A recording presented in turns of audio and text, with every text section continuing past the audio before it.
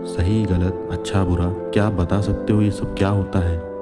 कोई ऐसी डेफिनेशन जो बता सके कौन सी चीज़ सही है और कौन सी गलत? बिल्कुल नहीं, ऐसी कोई डेफिनेशन नहीं है क्योंकि सब कुछ डिपेंड करता है आप कहाँ से, किस पॉइंट ऑफ व्यू से किसी चीज़ या घटना को देख रहे हो। आप कहाँ खड़े होते हो इससे फ़र्क पड़ता है।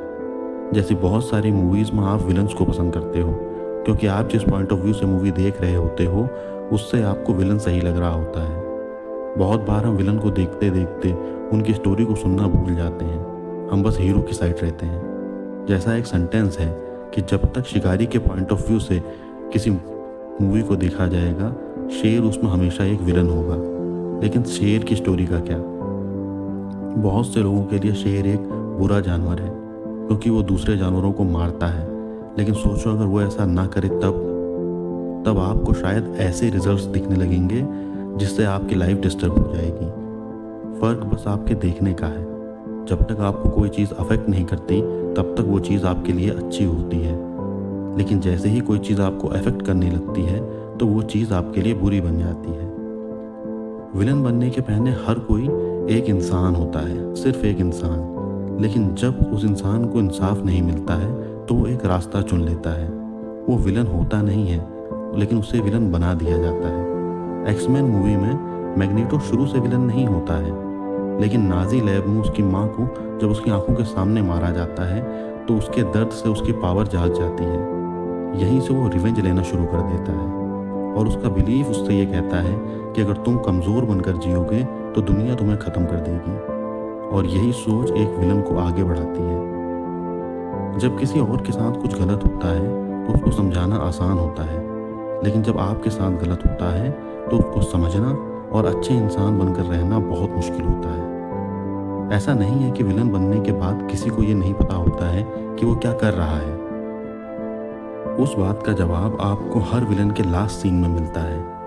विलन एक ही बात बोलते हैं कि उनको पता था वो क्या कर रहे हैं, लेकिन वो कभी खुद को रोक नहीं पाए। फिर वो अपना एक एक्सप्लेनेशन देते हैं। असल में ये सब कुछ उनकी कन्फ्लिक्टेड मोरालिटी दिखाता है। वो खुद को जस्टिफाई करते हैं। वो अपने हर बुरे काम के लिए एक जस्टिफिकेशन देते हैं। जैसे जोकर के लिए सब कुछ बस एक जोक था। थैनोस ने जब आधी दुनिया ख़त्म कर दी उसका कहना था कि this universe is finite, its resources finite, if life is left unchecked it will cease to exist. उसका लॉजिक था बैलेंस। उसने इतने लोगों को मारने पर भी कभी अपने को मास मर्डरर नहीं कहा। वो अपने को एक सेवियर मानता था।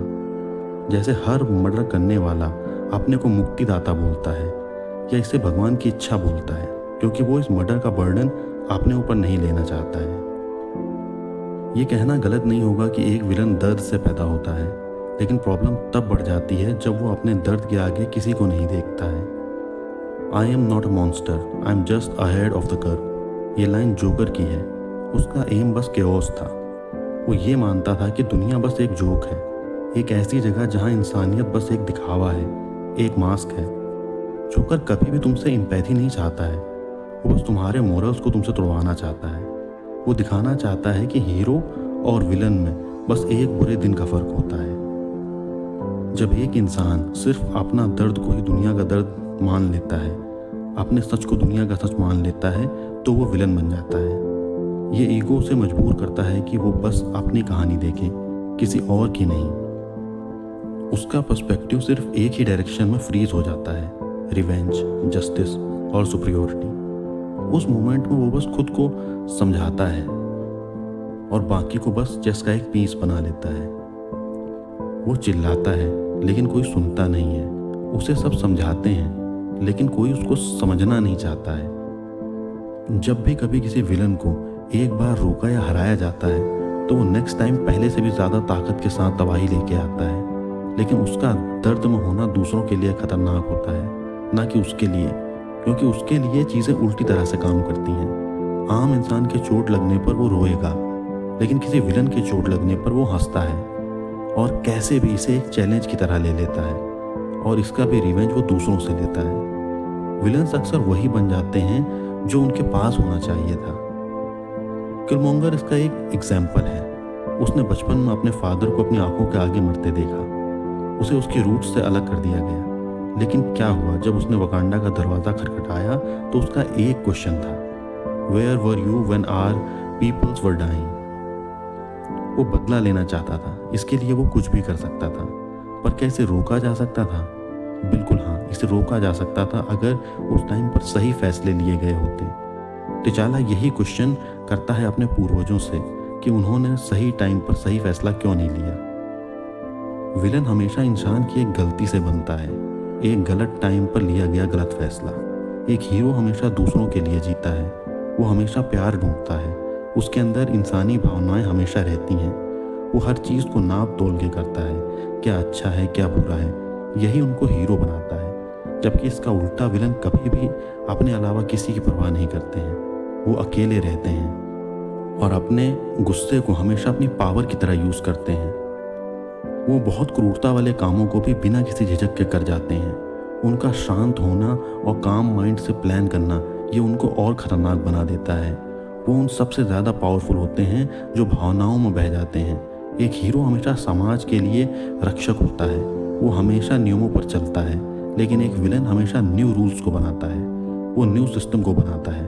वो ऐसे सच को मानने से मनाही नहीं करता है जो किसी आम इंसान के लिए डरावने होते हैं। विलन्स हमेशा एक न्यू वर्ल्ड ऑर्डर को बनाना चाहते हैं, वो किसी नियम से बंधे नहीं होते हैं। शायद इसलिए मूवीज़ में हीरोज़ से ज़्यादा विलन्स के डायलॉग फेमस होते हैं, क्योंकि कहीं ना कहीं सब उनसे खुद को जोड़ लेना चाहते हैं, क्योंकि ये उनको भी पावरफुल होने का एहसास करवाता है। बुरे का अंत बुरा होता है, ये इसलिए कहा जाता है क्योंकि जब भी बुरा इंसान अच्छा बनने की कोशिश करता है तो उसे उसी बुराई के साथ मार दिया जाता है जिसे उसने छोड़ा होता है।